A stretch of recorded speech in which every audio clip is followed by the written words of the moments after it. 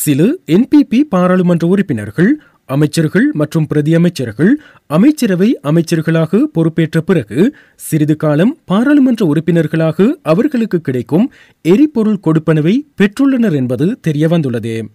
பாராளுமன்றத்தின் தகவல் உரிமை பிரிவிடம் சில நிருபர்கள் எழுப்பிய கேள்விகளுக்கு பதிலளிக்கும் விதமாக இந்த விடயம் தெரியவந்துள்ளது.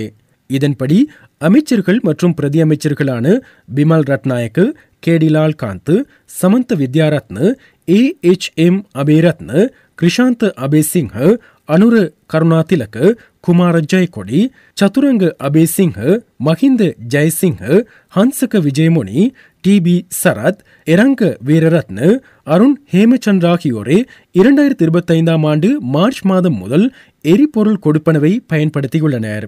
பிரதமர் ஹரிணி அமரசூரிய, அமைச்சர்களான நலிந்த ஜெயதிச, விஜித ஹேராத், சுனில் ஹந்துன்னெத்தி, சுனில் குமார கமகே, உபாலி பன்னிலகே, சரோஜா போல்ராஜ், ஆனந்த விஜயபால, ஜனித ருவான் கொடித்துவாக்கு, ಎರಂಗ ಗುಣಸೇಖರ, பிரசன்ன குணசேனர், ஆண்டன் ஜெயக்கொடி, RM ஜெயவர்தன, சுனில் வட்டகல, நாமல் சுதர்ஷன மற்றும் ருவான் செனரத் ஆகியோர் 2025 ஆண்டு ஏப்ரல் மாதம் வரை எரிபொருள் கொடுப்பனவை பெற்றுள்ளனர்.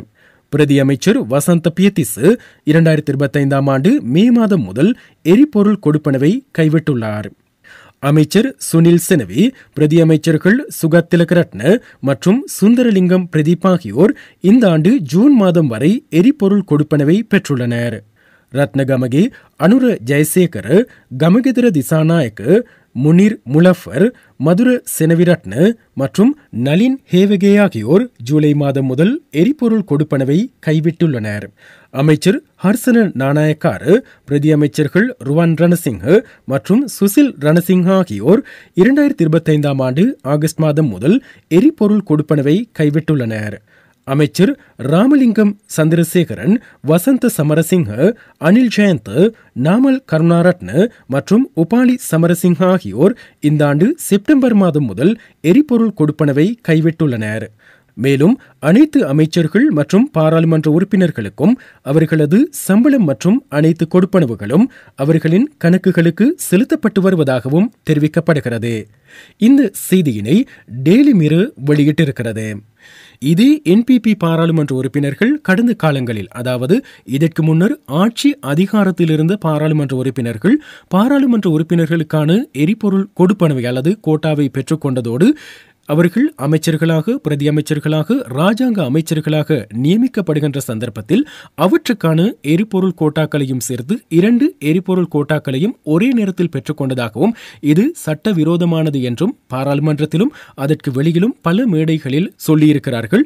எனவே அவ்வாறு சொன்னவர்களே இவ்வாறு அந்த தவறை மீண்டும் செய்திருப்பது உண்மையிலேயே கவலைக்குரிய ஒரு விடயமாக, கண்டிக்கத்தக்க ஒரு விடயமாக இருக்கிறது.